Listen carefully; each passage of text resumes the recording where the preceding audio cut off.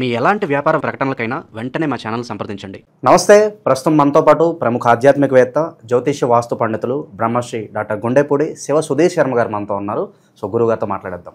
నమస్కారం గురుగారు. శ్రీమాత్రే నమః. శ్రీ గురుభ్యో నమః. గురుగారు, ఆగస్టు మాసం, విశేషంగా శ్రావణ మాసం, వృషభ రాశి వారి పరిస్థితి ఎలా ఉండబోతుంది? ఓవరాల్గా ఎలాంటి జాగ్రత్తలు, పరిహారాలు తీసుకుంటే బాగుంటుందంటారు?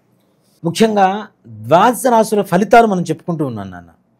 ఈ ద్వాదశ రాశుల ఫలితాలు రాశి ప్రకారం ప్రతి ఒక్కరి జాతకం ఇలానే ఉంటుంది అని చెప్పడం అనేటువంటిది ఎక్కడా కూడా జ్యోతిష్ శాస్త్రంలో లేదు.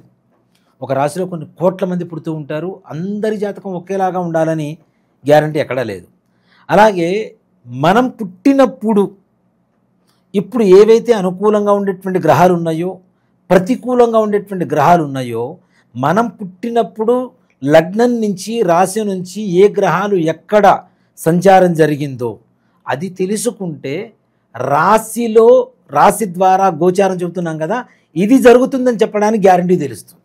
వృషభ రాశి వారి లక్షణాల విషయానికి వస్తేనన్నా, ఎదురు వాళ్ళ జయాన్ని సస్యమిరా ఒప్పుకోరు. వీళ్ళదే పై చేయి, ఎంతైనా చేయండి, నాదే పై చేయి అనేటువంటి అది అహంకారం కాదు, ఆత్మవిశ్వాసం అని చెప్తా. అంత సంపూర్ణమైనటువంటి ఆత్మవిశ్వాసంతో ఉంటారు వృషభ రాశి వాళ్ళు.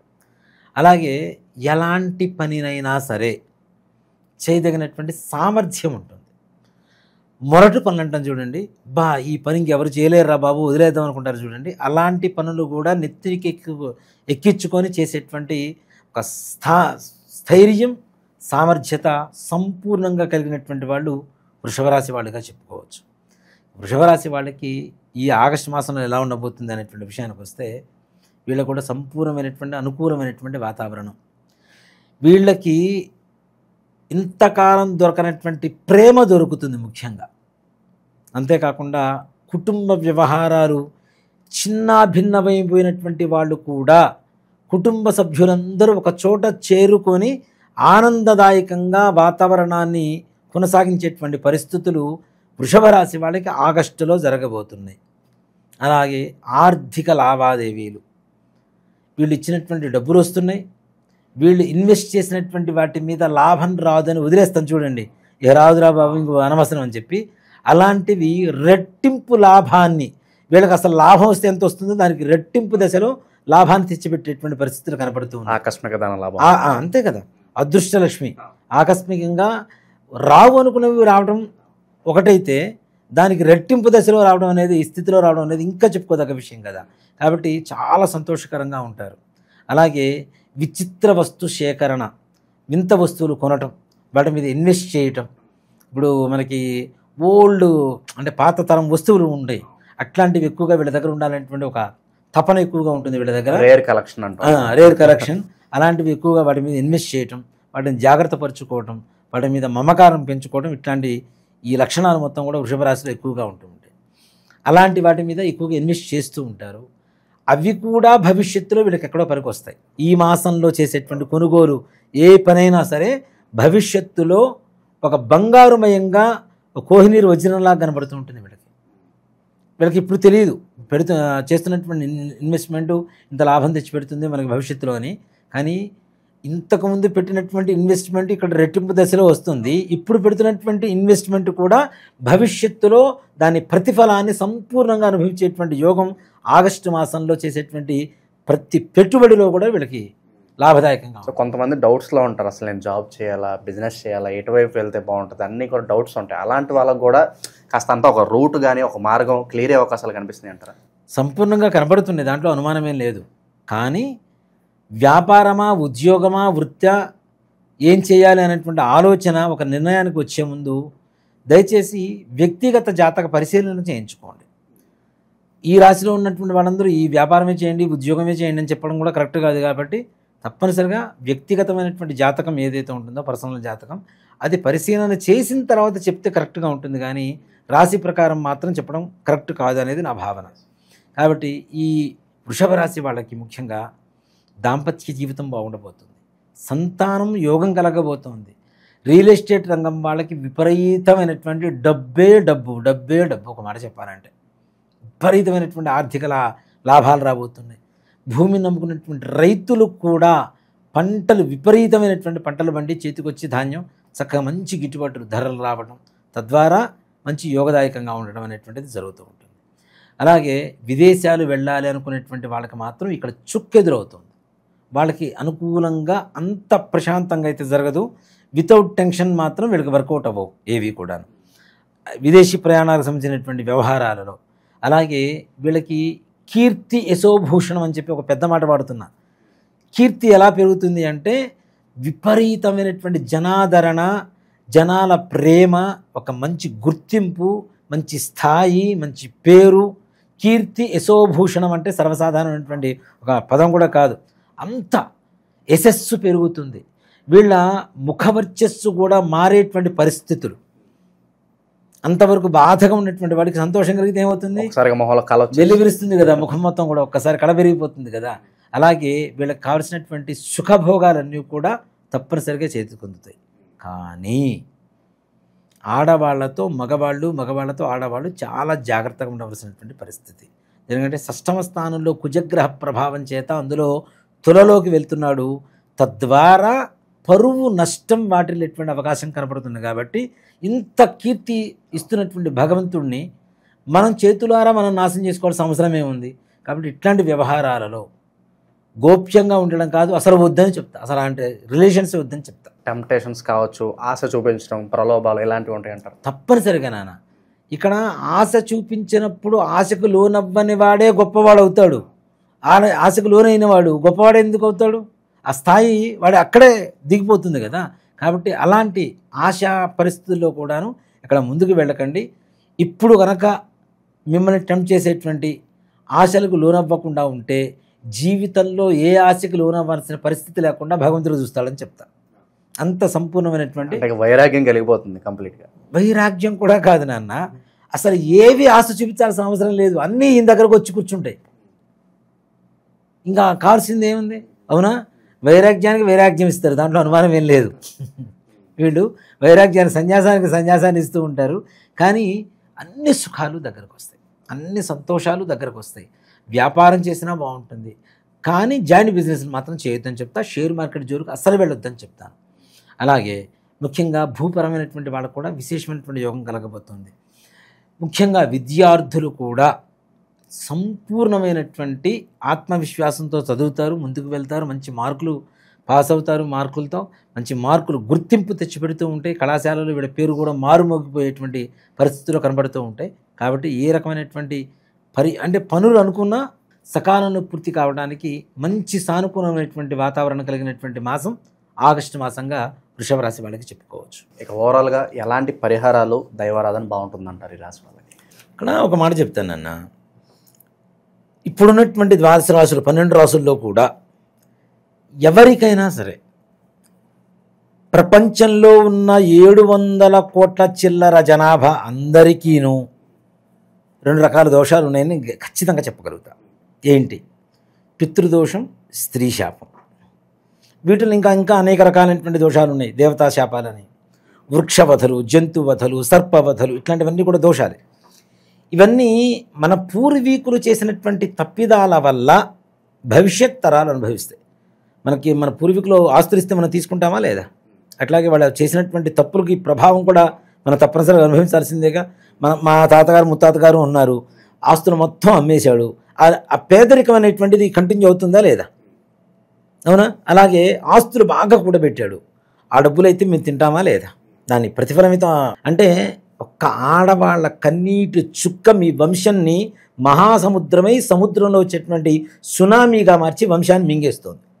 దీనివల్ల పెళ్ళిళ్ళు కాకపోవటం, అనుకున్నటువంటి పనులు కాకపోవటం, వ్యాపారం బాగుండకపోవటం, ఉద్యోగం సరిగా రాకపోవటం, పిల్లల మాట వినకపోవటం, పిల్లలు ఆరోగ్యవంతంగా ఉండకపోవటం, ఇంట్లో అనారోగ్య సమస్యలు, ఆర్థిక సమస్యలు, ఇచ్చిన అప్పులు వెనక్కి రావు, మనం తీసుకున్న అప్పులు తీర్చలేము, మనం ఎవరికన్నా అడ్డుండి ఇప్పిస్తే అవి కూడా మనం కట్టుకునేటువంటి పరిస్థితులు రావటం, ఇట్లానే దీంతో పాటుగా అనేక రకాలైనటువంటి మానసికమైనటువంటి అస్థిమిత, అట్లానే పిల్లలు ఆటిజంతో పుట్టడం, అవునా, చదువుకోరు, ఇంకా దుర్వ్యసనాల పాలవ్వటం. అంటే మనుషుల్లో అందరికీ ఉందనే చెప్తాను. ఇంకా చెప్పాలి అంటే దాదాపు 80-85 ఆ టైం నుంచి పుట్టినటువంటి ప్రతి ఒక్కరికి ఉంది. దాంట్లో ఏమాత్రం కూడా సంశయం లేదు. పరిష్కారం ఏంటంటారు దీనికి? ఒక్కడేనన్న, ఇది ప్రతి అమావాస్యకి మనం పితృకార్యాలు చేస్తూ ఉంటాం, అవునా? అలాంటి అమావాస్య ప్రతి నెల చాలా విశేషమైనటువంటిది. మనం ప్రతి నెల అమావాస్యకి ఇంట్లో పితృతర్పణ వదలండి, ఎవరికైనా బ్రాహ్మణికి స్వయం పాకం ఇవ్వండి అని చెప్తుంటాం. తద్దినాలు పెట్టరు. తద్దినాలు పెట్టకపోవడం, మేము కాశీలో పెట్టొచ్చామండి, గైలో పెట్టొచ్చామండి, నిన్న భోజనం చేసాం, ఇవాళ భోజనం చేయకుండా మానుతామా? నిన్న పండగ జరిగింది, మరుసటి రోజు మళ్ళీ వండుకొని తింటామా లేదా? అవునా? అక్కడెక్కడో కాశీలో పిండం పెట్టొచ్చాము, ఇంకా అయిపోయింది అంటే అది ఎట్లా కరెక్ట్ అవుతుంది? కొంతమంది ఇంట్లోంచి చెప్పకుండా వెళ్ళిపోతుంటారు. అసలు వాళ్ళు ఉన్నారో లేరో కూడా తెలియదు. ఒక మనిషి 14 సంవత్సరాల పాటు కనుక కనపడకుండా వెళ్ళిపోతే వాళ్ళకి కర్మ చేయవలసిందే. అది చేయట్లేదు, అవి వదిలేస్తున్నాం. అసలు ఇప్పుడు ఉన్నారో లేదో కూడా తెలియదు, వదిలేస్తున్నాం. ఇలాంటివి తద్దినాలు పెట్టకపోవటం, కర్మలు సరిగా చేయకపోవటం, శ్రాద్ధం శ్రద్ధతో పెట్టకపోవటం, తల్లిదండ్రులు ఇచ్చినటువంటి జన్మ, వాడిచ్చినటువంటి విద్య, వాడిచ్చినటువంటి శరీరం, రక్తం, మాంసం, దీంతో పాటుగా వాడిచ్చినటువంటి జ్ఞానంతో మనం బ్రతుకుతున్నాం. ఇన్ని ఇచ్చినటువంటి వాళ్ళ రుణం తీర్చుకోవాల్సిన అవసరం ఎవరికి ఉంది? కొడుకుంటాం, అవునా? ఇలా కొడుకు చేయకపోవటం వల్ల కొడుకులకి కొడుకులు పుట్టకుండా కేవలం కూతుళ్ళే పుట్టేటువంటి దోషం కూడా ఈ దోషం ద్వారా కనబడుతూ ఉంటుంది. అంటే ఇక వంశం లేదుగా. నెక్స్ట్ ఇంటి పేరు ఎక్కడుంది? ఆడపిల్లలే పుడితే ఇంకో ఇంటికి అమ్మాయిని ఇస్తావు, అమ్మాయి ఇంటి పేరు అబ్బాయి ఇంటి పేరు అవుతుంది, కానీ నీ ఇంటి పేరు లేదు కదా, అయిపోయింది కదా, శాశ్వతంగా నీ వంశం నిరవంశం అయిపోతుంది. ఇలా అసలు పిల్లలు పుట్టకపోవటం కూడా. అనుకున్న పని ఏ ఒక్కటి పూర్తి కావటం లేదా? సింపుల్గా చెప్పాలంటే ప్రశాంతంగా మీ జీవితంలో లేరా అంటే మీ వంశంలో, మీ పూర్వీకుల్లో ఆడవాళ్ళు మగవాళ్ళు 60 ఏళ్ల లోపల heart problem, kidney problem, liver problem, brain stroke, suicide, accidents, cancer ఇట్లాంటి కారణాలతో చనిపోయారు. మీ పూర్వంలో 2 వేసి పెళ్ళిళ్ళు చేసుకున్నారు. ఇంట్లో భార్య ఉండగా కూడా ఇల్లీగల్ కాంట్రాక్ట్స్ పెట్టుకొని ఇంట్లో ఉన్న ఆడవాళ్ళని బాధ పెట్టారు. భర్త ద్వారా భార్య కావచ్చు, అత్తమామల ద్వారా కోడలు కావచ్చు, ఆడపడుచు ద్వారా వదిన కావచ్చు, వదిన ద్వారా ఆడపడుచు కావచ్చు, మరుదుల ద్వారా బావల ద్వారా మరదలు కావచ్చు. ఇలాంటి వాటికి ప్రతి నెల అమావాస్య మా ఆధ్వర్యంలో జరుగుతూ ఉంటుంది. తప్పనిసరిగా గోకర్ణంలో మహాబలేశ్వరుడి చెంత ఈశ్వరుడు ఆత్మలింగం, ప్రపంచంలో ఇంకెక్కడా లేనటువంటి ఒకే ఒక్క చోటు ఉన్నటువంటి ఆత్మలింగం గోకర్ణ క్షేత్రంలో మాత్రమే ఉంది. అక్కడ చాలామంది కూడాను ఈ మన సామూహికమైనటువంటి శ్రాద్ధాలు అవి చేస్తుంటారు. దయచేసి మీరు చేయించుకోపోయినా పర్లేదు, సామూహికమైనటువంటి శ్రాద్ధాలు పెట్టవద్దు. దానివల్ల వచ్చేటువంటి మంచి ఫలితం కంటే చెడు ఫలితాలు ఎక్కువగా ఉంటాయి. ఈ వెబ్సైట్లు అవన్నీ కూడా చాలా క్రియేట్ చేసి చాలామంది చేస్తున్నారు. అవి కూడా వాటిలో ప్యాకేజీలు పెడుతున్నారు. అవన్నీ కరెక్ట్ కాదు నాన్న. రాండి, తప్పనిసరిగా సశాస్త్రీయంగా ఎవరైతే బ్రాహ్మలు ఉంటారో, కర్ణాటకలో అందరికీ తెలుసు జంగం వాళ్ళు ఎక్కువ మంది ఉంటారు. జంగం వాళ్ళు కాదు, బ్రాహ్మలే, జంగం వారు జంగం వారే.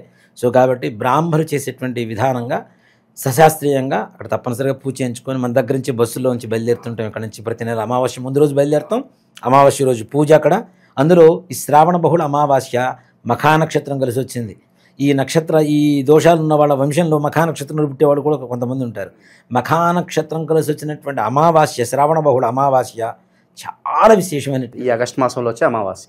ఈశ్వరుడికి, వెంకటేశ్వర స్వామి వారికి, లక్ష్మీదేవికి, గౌరీదేవికి, పితృదేవతలకి, చంద్రుడికి, ఇంతమందికి ఇష్టమైనటువంటి మాసం ఇది. ఇంతమంది మాసం ఇష్టమైనటువంటి దేవతలకి ఆరాధనకి అర్హత కలిగినటువంటి మాసంలో శ్రావణ బహుళ అమావాస్య ఆగస్టు 23వ తారీఖు అయింది. 22వ తారీఖు ఇక్కడ బయలుదేరుతాం. 23వ తారీఖు పూజ ఉంటుంది. మరలా చేయించుకొని 24వ తారీఖు ఉదయం 11 గంటల కల్లా హైదరాబాద్లో ఉంటాం. కాబట్టి రావాలనుకున్నటువంటి వాళ్ళు అందరూ రాండి తప్పనిసరిగా. నా ఆధ్వర్యంలో, అంటే నేను చేయించడం కాదు, నేను అక్కడ బ్రాహ్మణులు పెట్టి చేయిస్తూ ఉంటాం. తప్పనిసరిగా నేను కూడా కలుస్తాను మిమ్మల్ని అక్కడ. తప్పనిసరిగా రాండి. రావాలనుకున్న వాళ్ళు దయచేసి సామూహికంగా చేయించుకోవద్దు. సో కాబట్టి దీనికి ప్రత్యక్ష నిదర్శనం ఇంకోళ్ళు కాదండి, నాకు నేనే 2018లో నేను చేయించుకున్నాను. నాది లైక్ శబరి తత్వం. నాది భక్తి అంటే శబరి తత్వం. రాముడికి పండ్లు ఇచ్చేటప్పుడు ఆవిడ ఎంగిలి చేసి బాగుందా లేదా అని టేస్ట్ చూసి మరీ ఇచ్చింది. నేను చేయించుకున్న తర్వాత నాకు బాగుంటే మిగిలిన జనాలకు చెప్తా. నేను తినకుండా పండు బాగుంది తిను అంటే అది ఎంతవరకు? అవునా? అది మొహమాటానికి వగరుగా ఉన్న తీయగా ఉందని చెప్తారు. అలా కాదు, నేను అనుభవించాను కాబట్టి ఎదుటి వాళ్ళకి చెప్పడానికి నాకు అర్హత కలిగింది. మనం అనుభవించిన తరువాత, మనం చేసిన తర్వాత చెప్పడం అనేటువంటిది ధర్మం. కాబట్టి నేను చేయించుకున్న నా జీవితం సంపూర్ణంగా అక్కడ ఉన్నటువంటి మహాబలేశ్వరుడు అనుగ్రహంతో నా జీవితం మహాబలంగా తయారైంది. అందరికీ తెలిసిన విషయమే. ముఖ్యంగా నాన్న, ఈ వృషభ రాశి వాళ్ళు వచ్చేసరికి గణపతికి ఉండ్రాళ్ళు ఉంటాయి కదా, మనం చాలామంది బియ్యపు రవ్వతో కొంతమంది చేస్తుంటారు. ఆ బియ్యపు రవ్వతో కానీ లేదా బియ్య పిండితో చేస్తూ ఉంటారు కొంతమంది. ఉండ్రాళ్ళు చేసి, ఉండ్రాళ్ళు అంటే ఉడికిచ్చినవే కావాలి నాన్న, ఉండ్రాళ్ళు పచ్చివి ఏదో బియ్య పిండిలో బెల్లం కలిపితే ఉండ్రాళ్ళు కావవి, దాన్ని ఉడికిచ్చినవి కావాలి, స్టీమ్తో ఉడికిస్తూ ఉంటారు. అలా ఉడికిచ్చినవి ప్రతి మంగళవారం రోజున ఒక 16 చేసుకోండి చక్కగా. ఇంట్లో దేవుడి దగ్గర కావచ్చు, లేదంటే గుళ్ళో కావచ్చు, స్వామివారికి అర్చన చేయించి ఈ 16 ఉండ్రాళ్ళు కూడా నివేదన పెట్టి, ఒక 5 ఉండ్రాళ్ళు మీ ఇంటికి తెచ్చుకొని ఇంట్లో వాళ్ళు తినడానికి, మీరు ప్రసాదం తీసుకోవడానికి పక్కన పెట్టుకొని, మిగిలిన 11 ఉండ్రాళ్ళు కూడా ముష్టి వాళ్ళకి పంచిపెట్టండి. దాంతోపాటు ఏదో ఒక దక్షిణ ఇవ్వండి.